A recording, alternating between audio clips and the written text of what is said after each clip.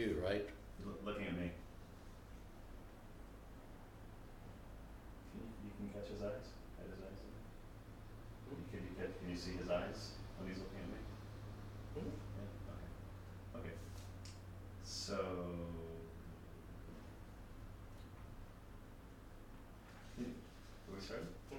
Okay, can you sign, do you sign can you sign it, when you sign, do you speak or do you just sign? I mean, we're talking about right now? Yeah, Can I sign it? can you sign and speak at the same time? Yes. Can you sign and tell me your name at the same time? Yes. Okay, will you? You want my full name now? Uh-huh. Okay. Full name is Lawrence D. Thompson, Thompson. Okay.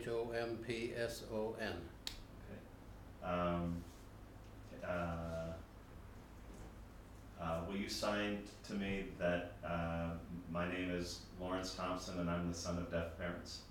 And I'm a friend of what? I'm the son of deaf parents. Okay. Just sign it, you don't have to say it. Okay.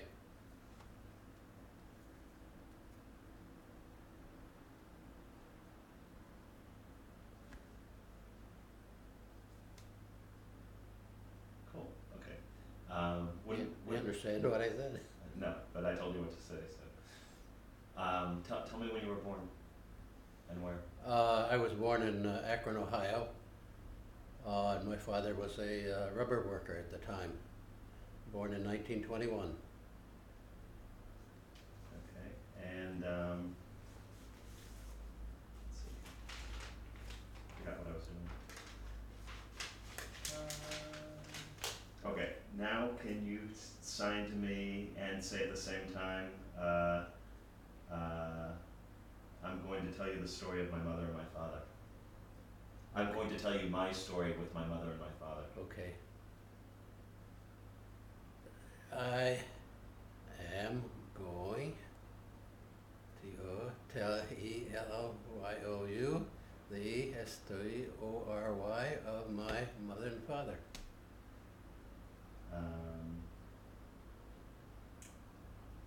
Do you want to tell me about your mother and father? You can start with your father.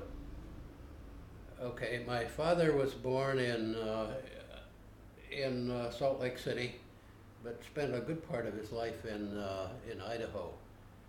And I think he was born deaf, but I'm not sure.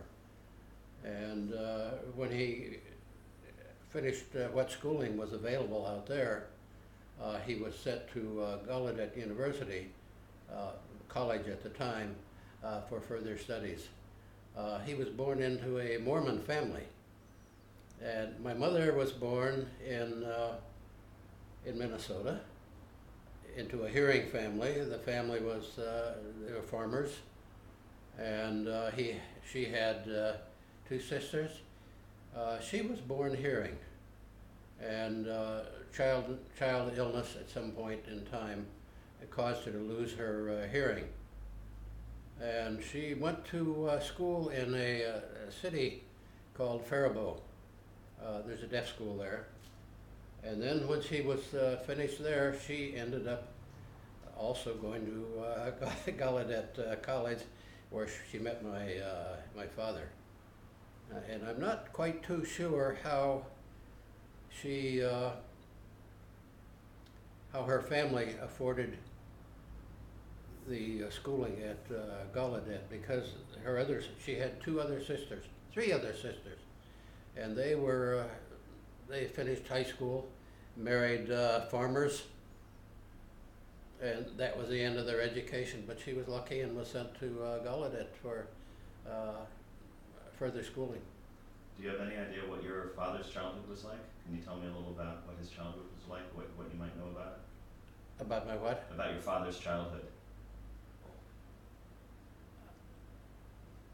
He used to talk to me about living in Idaho and riding horseback, bareback, with the Indians as a young fellow. I'm sorry, I have to ask you to do that. Can you say my father used to tell me? What did I say? He used to. Okay.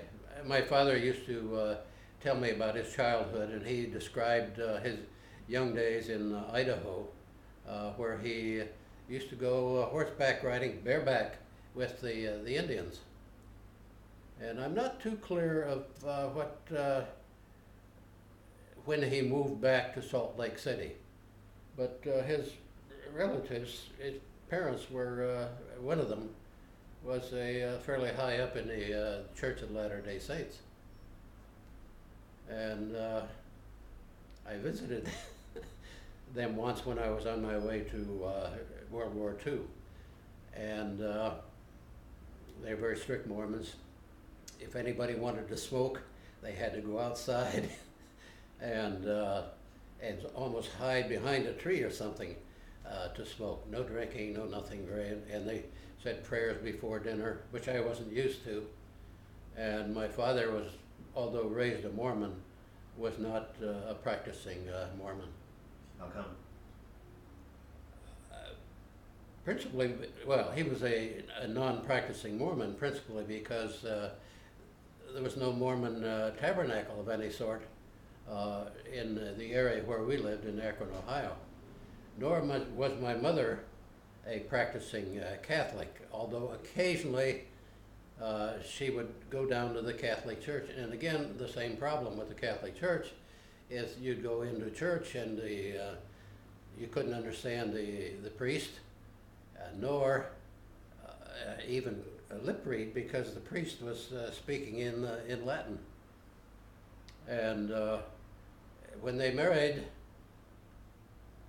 father is Mormon, mother is Catholic, the priest wouldn't marry them in the chapel itself.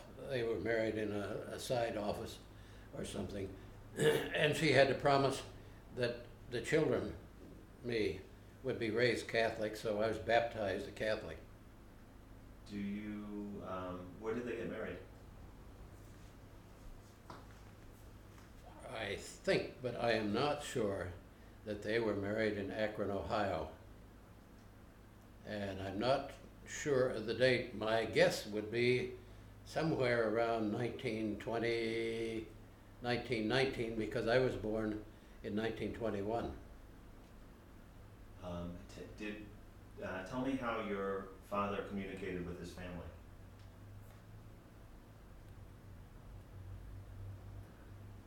My father used to communicate with his family out in Utah and in Salt Lake City by rather rudimentary signs.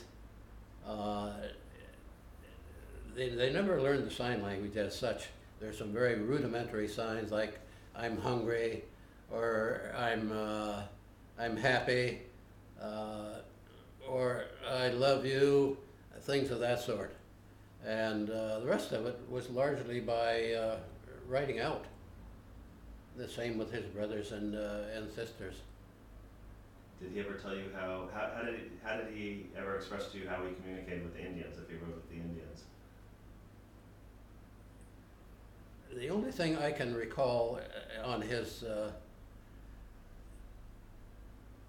days with the Indians, he used to talk about bareback riding, and I'm not sure whether that was simply summer or whether this was all year round. I think it was probably just summer when school was out and he wasn't going to school. And I'm not sure how he communicated with them. I assume not much communication was necessary. Can you tell me about his early education? His early education is somewhat of a mystery to me. I know that he was given special training where they tried to teach him how to speak, read lips, and this sort of thing. I don't think he ever became good at it because he was unable to communicate with me either by reading my lips or by voicing what he wanted to say. It just was sort of a guttural speech. So we communicated with the sign language, which was my first language. And with my mother, she could lip read quite well. She could do some speaking, so I could communicate with her sort of basically by voicing what I wanted, and she could read my lips. But our principal means of communication was, again, was a sign language. Can you tell me about your father's, his pastimes, his passions, his hobbies? My father was quite a football player, and this was his real pastime and hobby. He used to play center for the Akron Silence, and the team obviously was made up of deaf people. And football, so amateur football, used to be quite popular up in that area. And they would play teams from Canton and Alliance, and if you're from Ohio, you understand that those are real football. And I think that Thorpe used to play with one of those teams occasionally, not as a regular thing, but would sort of come into town and play with one of the local teams. And my father also liked wrestling, and there was a deaf wrestler on the professional circuit, and his name was Silent Rattan. And so he would haul me down to the Akron Armory, where they used to have wrestling one of the nights of the week, and I forget which one. And we would sit up in the stands and root for Silent Rattan. And occasionally, after the match was over, it was all fake. After the match was over, my father and I would go down and have a chat with Silent Rattan. And he'd tell us, don't believe this was real, this was all fake.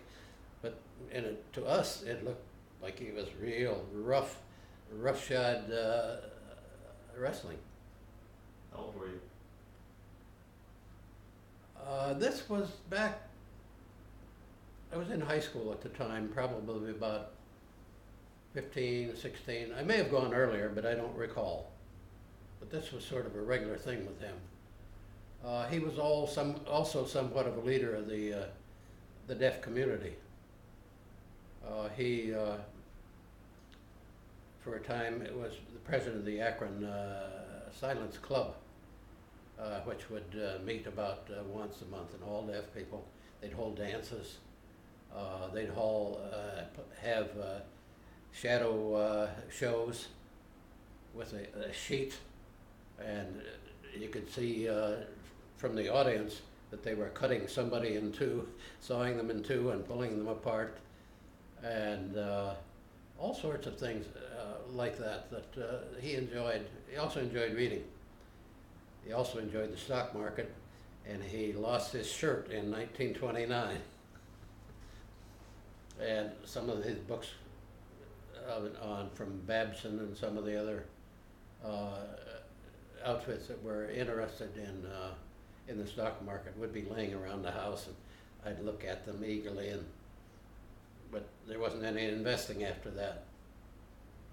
Tell me about your earliest memory of your dad. Okay, my mother was, as I said, was deaf, but could read lips very well. She could also speak a little bit orally. She was principally a housewife and looked after my brother and myself until World War II, when I went off to the Army, and she became a Rosie the Riveter for Hughes Aircraft, not Hughes, but Goodyear Aircraft Company. And it was good to get her out of the house, I think. I was gone. My brother, Billy Jim, had gone into the Army later on, so she would have been sitting around the house all day while father's at work with nothing to do but sit. Sometimes they would get together, though, for play cards or making rugs. She'd make rugs by collecting old wool, old wool blankets, old wool coats, and this sort of thing, and cut them up into strips. And then you take 3 of these strips and you'd weave them. And you get something quite long, and then you start at the center and you go round and round and round and round, and eventually get a fairly sizable rug. We did a lot of that, did a lot of sewing, liked to play bridge. How young were you when you had your first, what's the youngest age that you could remember your father?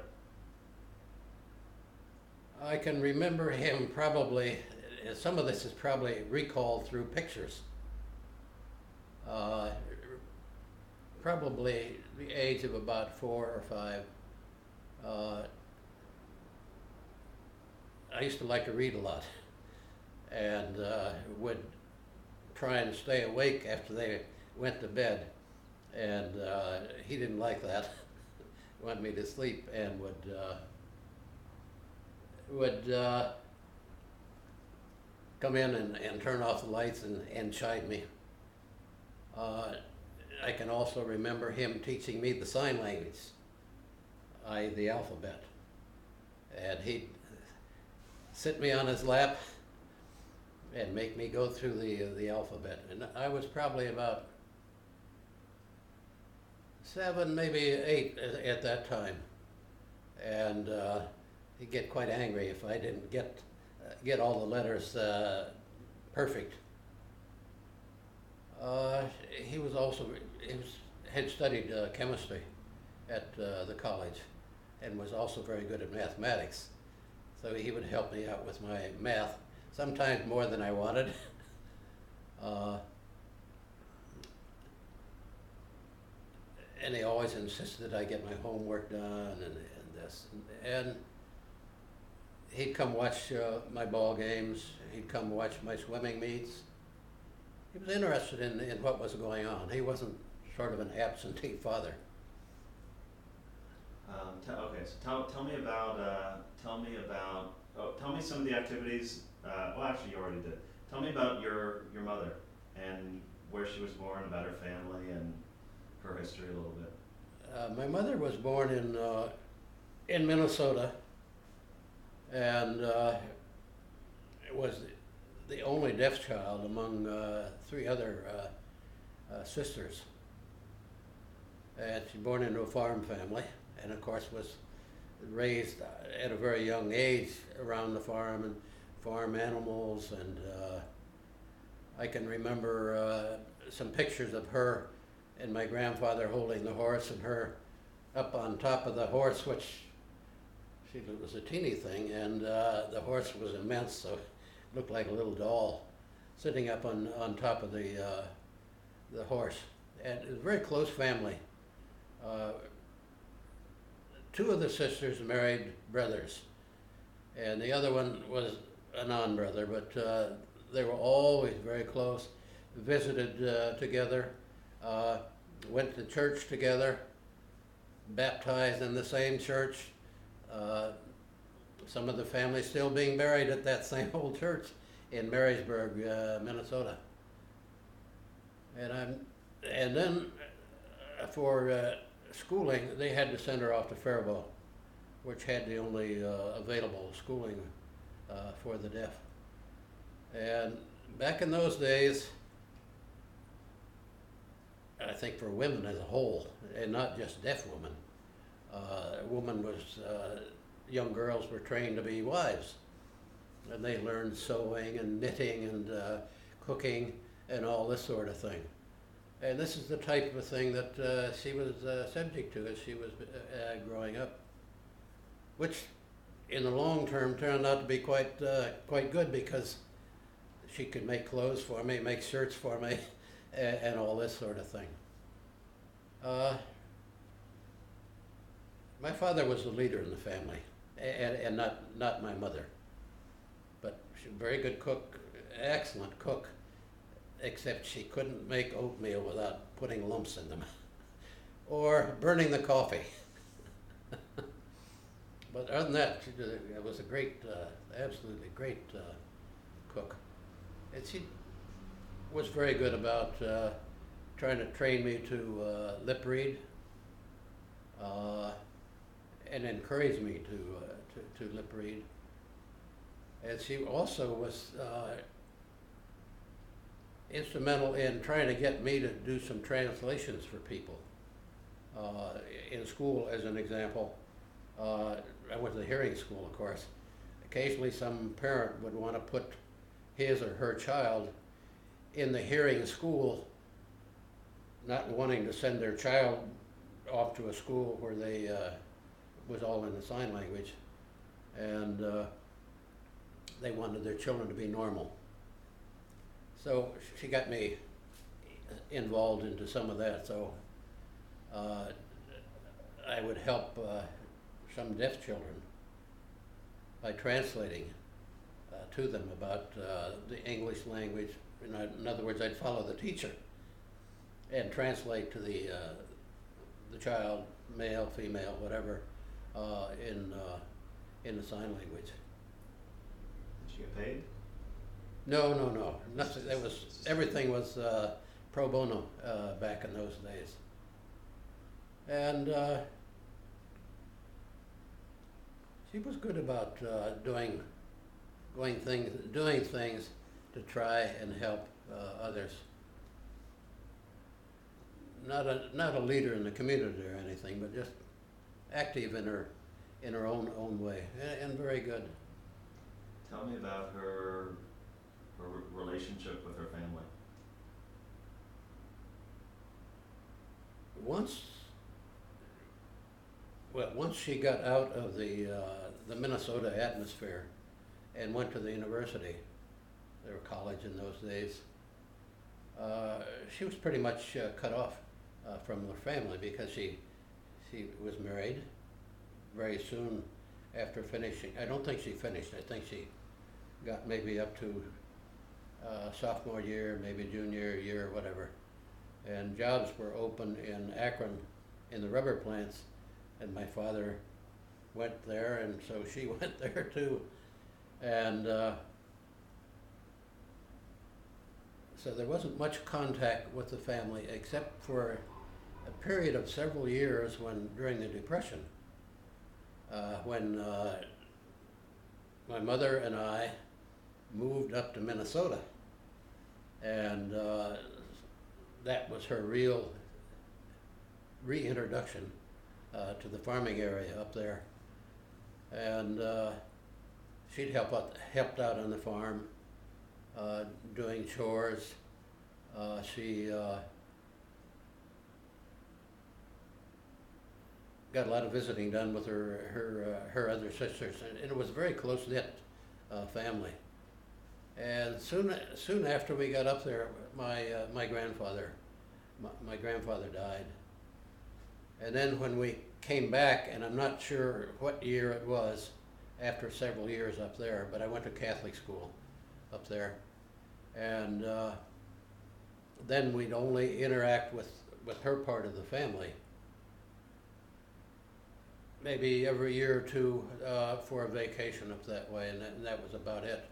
And some writing back and forth, but obviously no telephoning, no email, nothing in the way of the modern communications. But she was very good about making sure that I didn't miss things that an ordinary hearing child would get. She'd made sure that I got a Victrola. I guess you'd call it a record player, and a radio, and things of this sort that other hearing kids in the neighborhood would have. And the Victrola had a broken spring, and I used to play it by twirling the table, the record table, and she'd buy records for me, and all that sort of thing. Tell me about your immediate family when you were growing up, your siblings, and your order in the family. And Okay, I grew up with two other brothers. One was named after my father, Clifford, and one who grew up several years later was named Billy Jim. And he was so little, and I was so big in terms of age that I never considered him as anything more than a pest. And you had to watch him like a hawk. And if you weren't watching him carefully, he'd wander off and go blocks away. And my father and I would be out hunting for him. And my father had a real whistle like this. I can't do it. Very piercing. You could hear for blocks and blocks and blocks away. And we try and get him back. By that, he wouldn't, you had to go out and find him. Now, my father used to, that's how my father used to get me and my other brother Clifford home, by making this whistling sound. You could hear it almost for miles around, and that was a signal to come home. And we're still on my younger brother.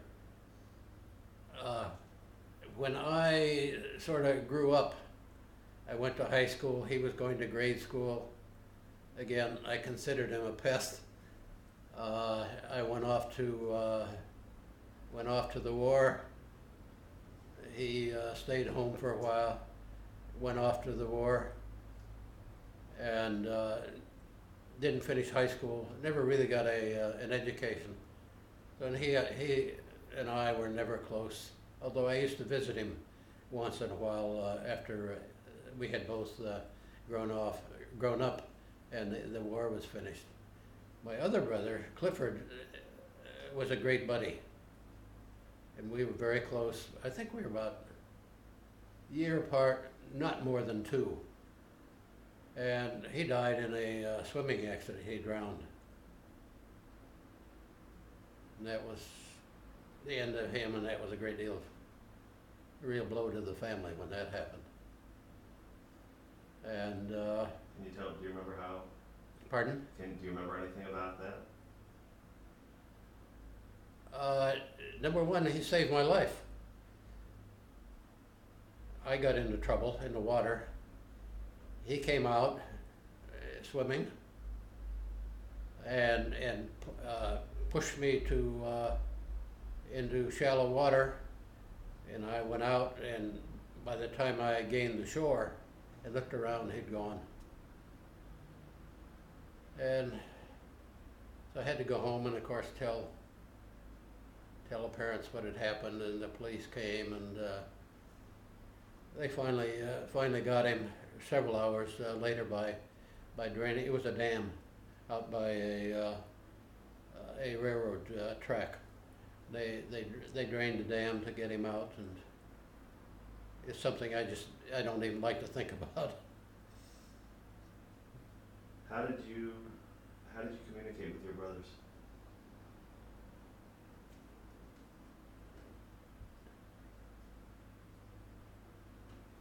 I'm often asked the question, how did you learn to talk? Once people find out that I was born into a deaf family. And I'd always tell them, I learned to talk the same way you did, by with the neighborhood kids. I don't recall any difficulty in learning to speak. He went out and played, and I don't ever recall a point where I had trouble communicating, or when I learned, or even that I was in a deaf family, and that was strange. To me, that was life. I was brought up learning the sign language. To me, that was the normal way to be brought up. I didn't think it was a bit strange. Did you sign with your brothers? With my brothers, it was always speaking. And we would sometimes communicate if we were angry or something, if the parents would communicate with each other behind their backs in the spoken language. And of course, they couldn't hear what we were saying.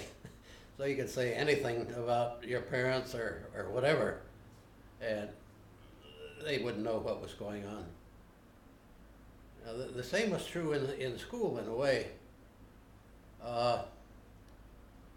There was a regular deaf community in Akron, Ohio.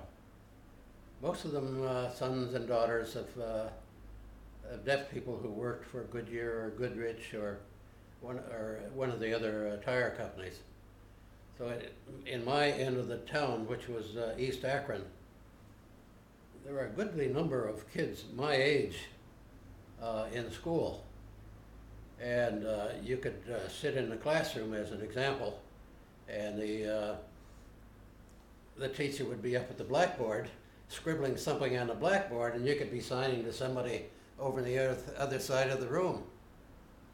An example is the teacher would scribble something on the blackboard, maybe an arithmetic problem, and say, and what's the answer? And then she'd turn around and somebody came up with the answer. So you could say, I know. You were telling me the other day about some of the gimmicks and gadgets and stuff that your parents had. Tell me about some of those, all the ones you can remember growing up. Some of the other things that were peculiar to deaf families that the ordinary hearing family would never consider a problem was, how do you get up in the morning? How do you hear if someone is going to knock on your door? How are you going to communicate with no telephone? How are you going to communicate with another deaf family a couple miles away? Well, my father had an ingenious system for waking up. He'd tie a heavy cord sort of diagonally across the ceiling, and on that would be an alarm clock, one of these old alarm clocks that you would wind up, and he'd take a roll of magazines, maybe about that thick, roll them up tightly with a cord around them, and hook it to the winder. And when the alarm went off, the winder would unwind, and the magazines would come down on you. And of course, mother and father in the same bed, if it didn't hit one, it hit the other. And it worked quite well. Different deaf families have different ways of taking care of someone knocking at the door. I could hear, of course, and so could my brothers. So it really wasn't a problem with us. Other deaf families, though, no deaf children as an example, or no children period, would have their push button or doorbell wired up to a strong light bulb. It'd be something very, very rudimentary. Simply a board with a socket and wires running from it to the doorbell, and when somebody pushed the doorbell button, the light would flash and they'd see that. Some of them would use the same system for getting up. Instead of the magazines, they'd use a lighting system where they had some way of hooking it up to an alarm clock, and that would close the loop, and the light would go on. And so in a dark room, all of a sudden the light goes on, time to get up. The three of us, the sons, ended up really being sort of the translators for the family. If somebody came to the door, as an example, I'd go out, or my brother would go and see who it was, and then my mother or father would come to the door and say, "And what does he want?" And I would say to them, "What do you want?" And then he'd tell me, or she would tell me. Then I'd tell my parents what the caller was there about. Uh, we had door-to-door salesmen. We had the Iceman would come, the vegetable peddler, somebody selling magazines, whatever. One time I ended up translating for a divorce suit. Here I am, a young fellow of about 13, 14 in high school, and there was a deaf family up the street. They had hearing children, but the woman filed for divorce, and she didn't want her children to be doing the translating for her. So I was called into court, and here I am translating for this woman, and her lawyer would ask me a question, and I'd ask her a question, and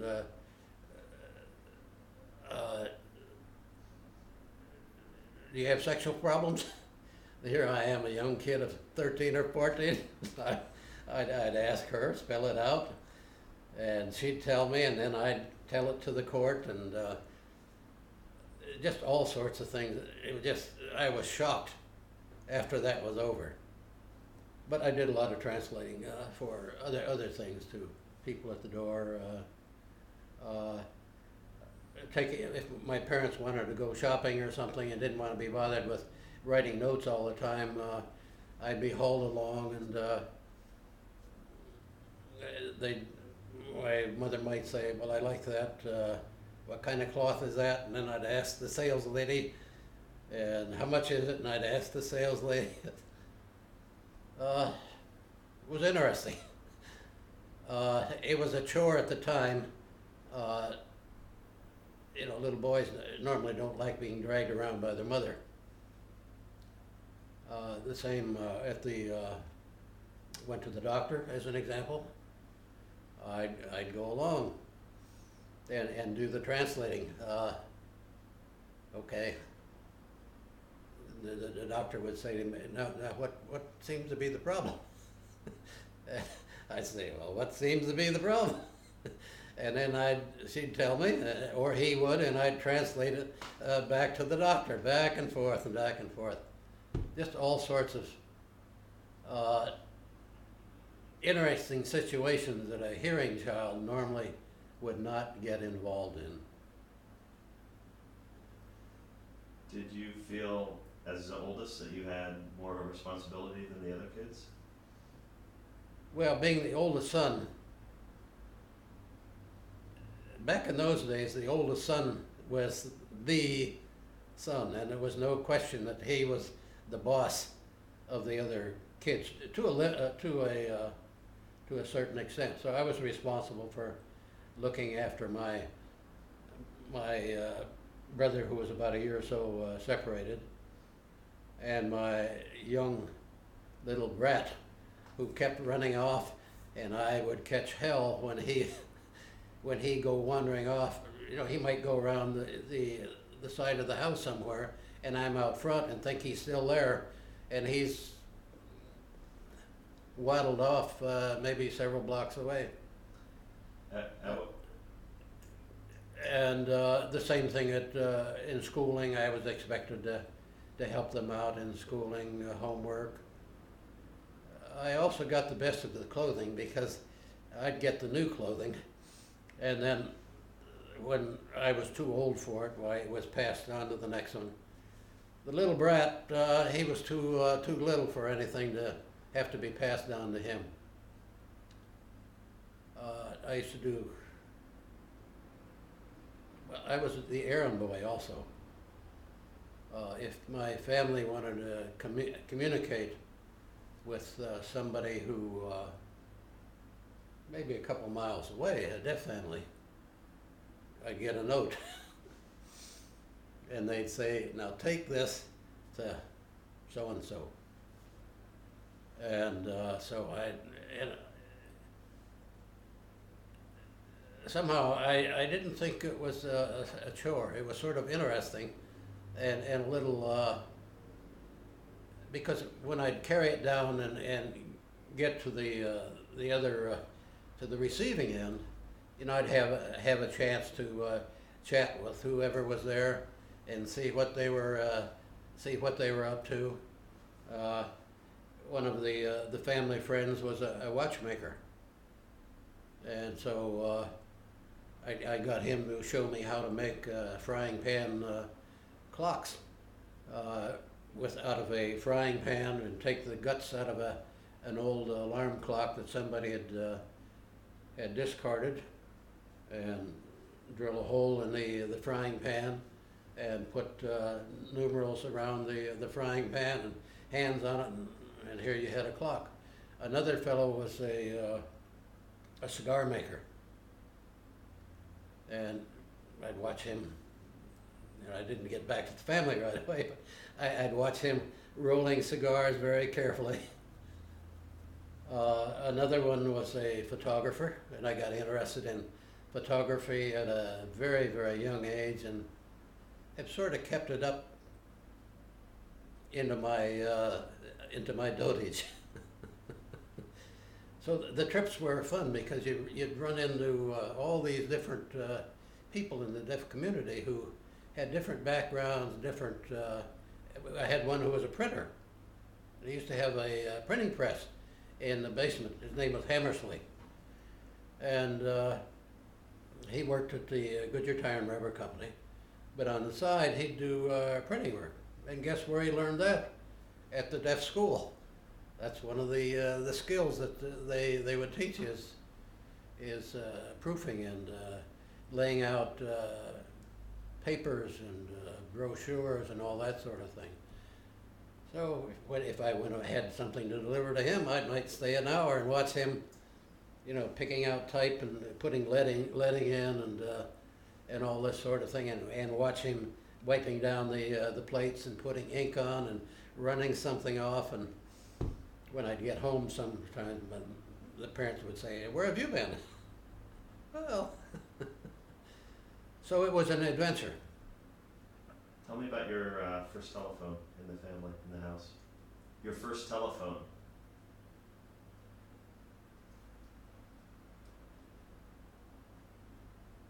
I don't think I ever had a telephone in the house until I was an adult and started working. Now, these are my recollections. I don't recall, as an example, in high school having access to a telephone at home. It wasn't until I started working at Goodyear Aircraft that I had my own money and could get a telephone. The telephone wasn't of any use to my parents. They obviously weren't going to put out money for it, and it wasn't of much use really communicating with other deaf families where there were no children who could hear.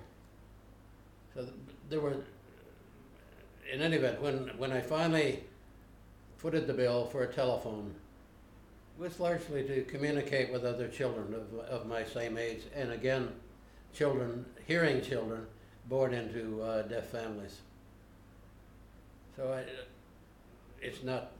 certainly wasn't like the old days, or the new days, I should say, where every child has a cell phone, and every child has a phone in his or her room.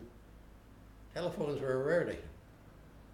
Tell me about any times where it was convenient for you to hide the fact that your parents were deaf, or you felt the need to.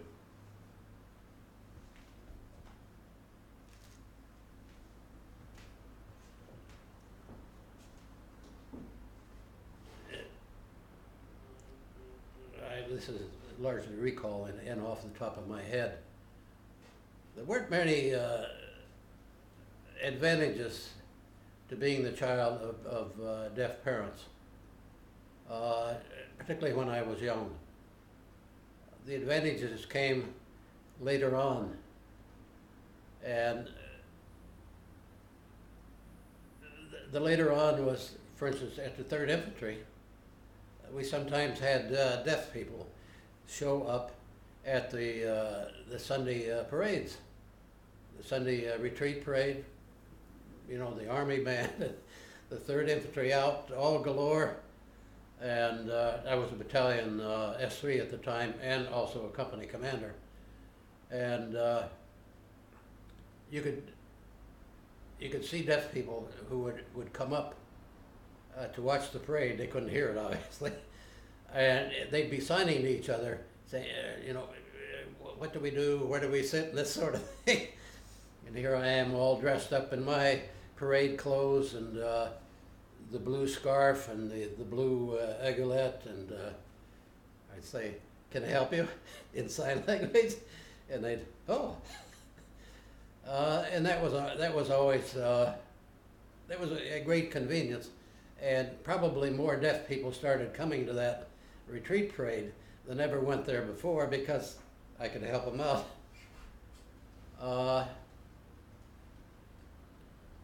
It was helpful also in Saudi Arabia. And it wasn't because I was deaf, it was because my mother was deaf. And they had some, she taught and was a house mother at the Iowa School for the Deaf. And she had contacts with some of the blind teachers. And I was able to get some Braille books for the Saudi Institute of the Blind.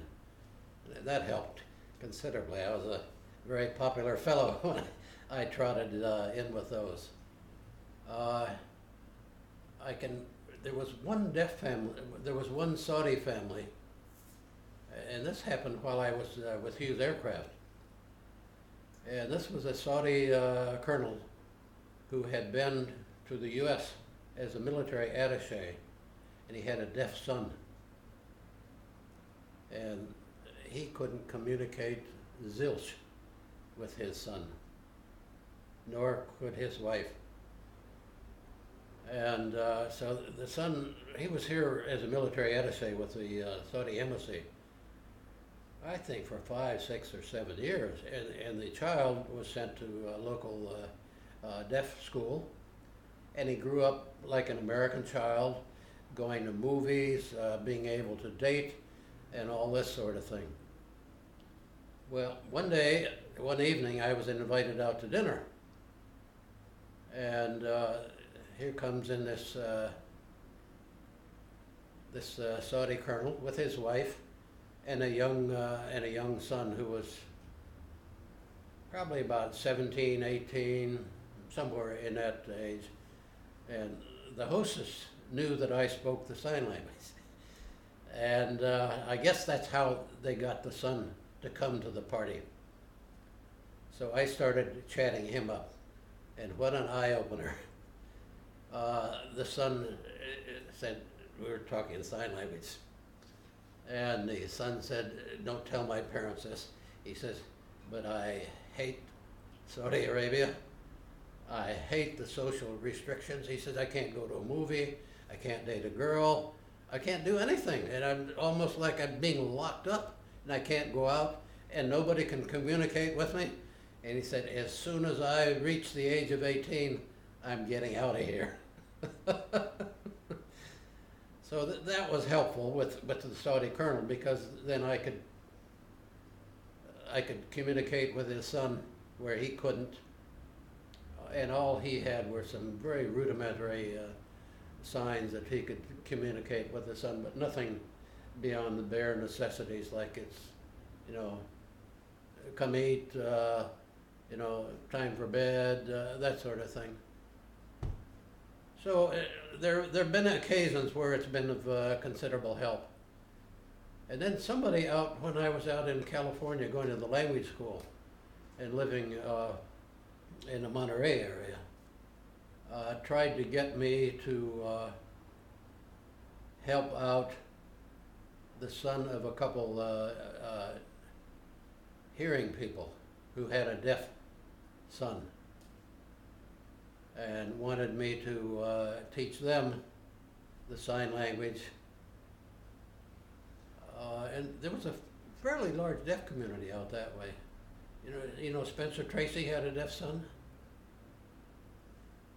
and his wife not not Hepburn, but was interested in the deaf community.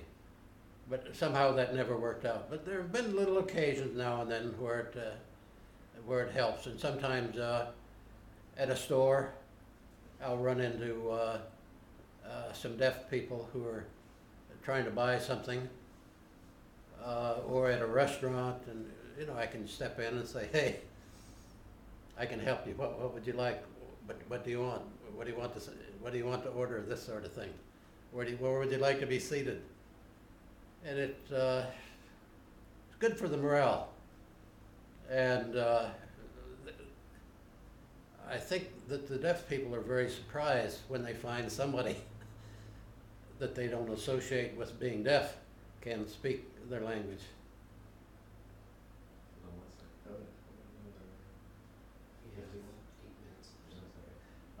Tell me about any discrimination that you or your parents experienced.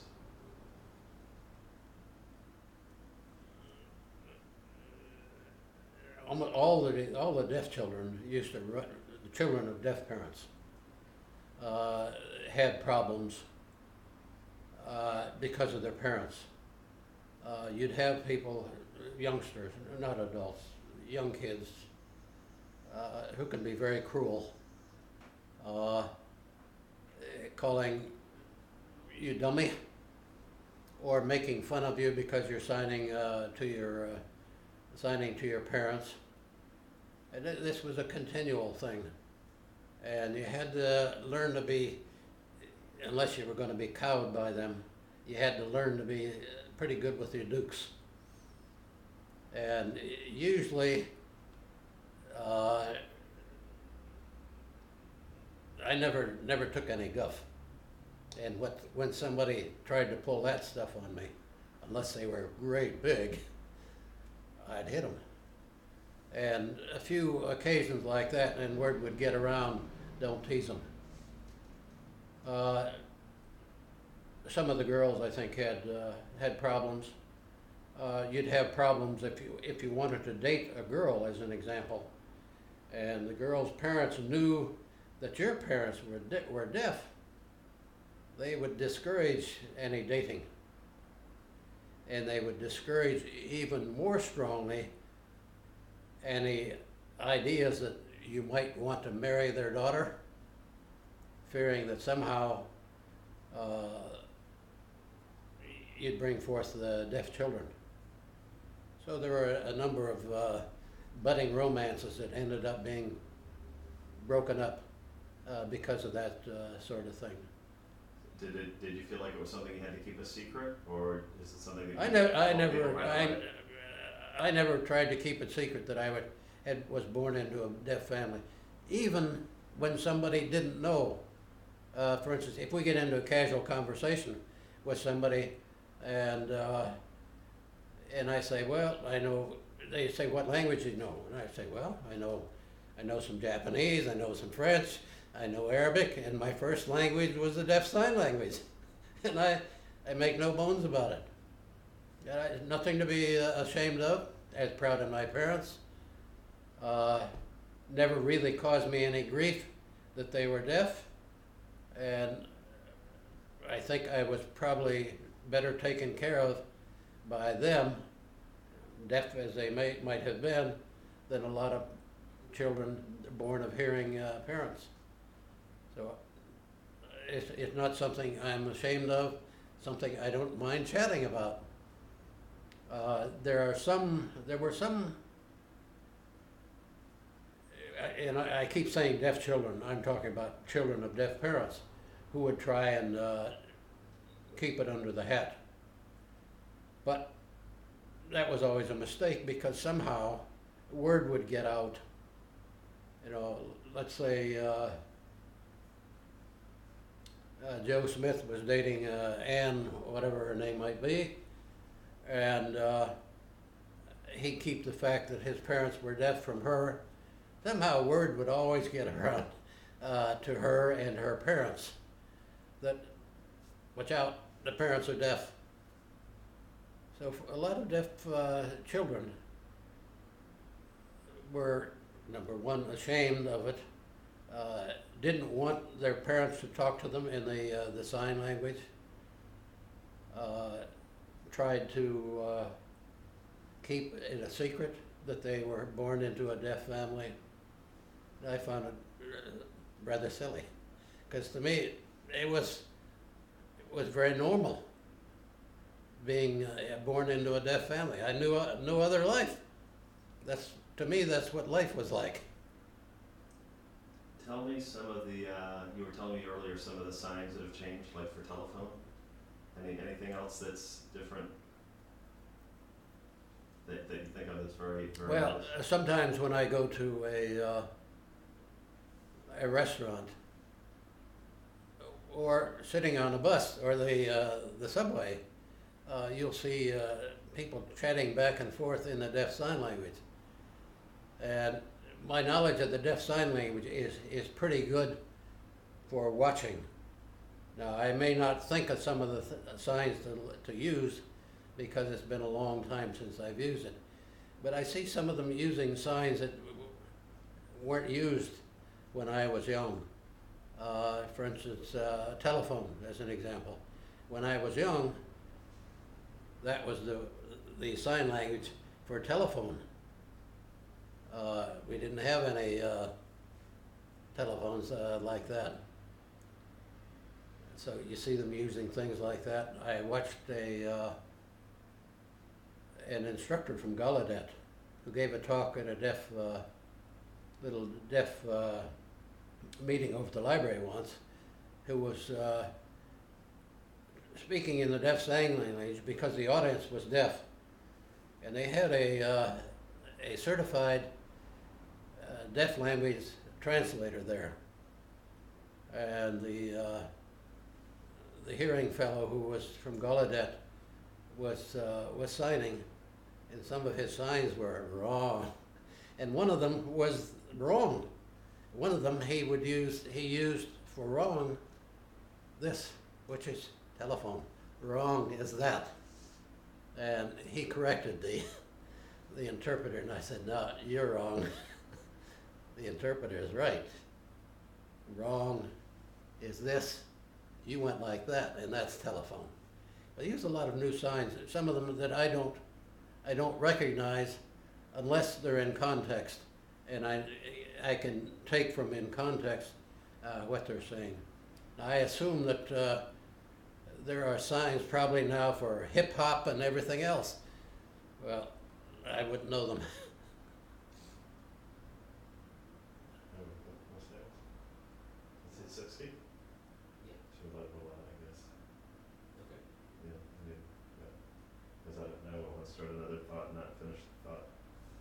So we're gonna put in another tape. That's fine. Okay. Good storyteller. I learned things that I haven't heard before.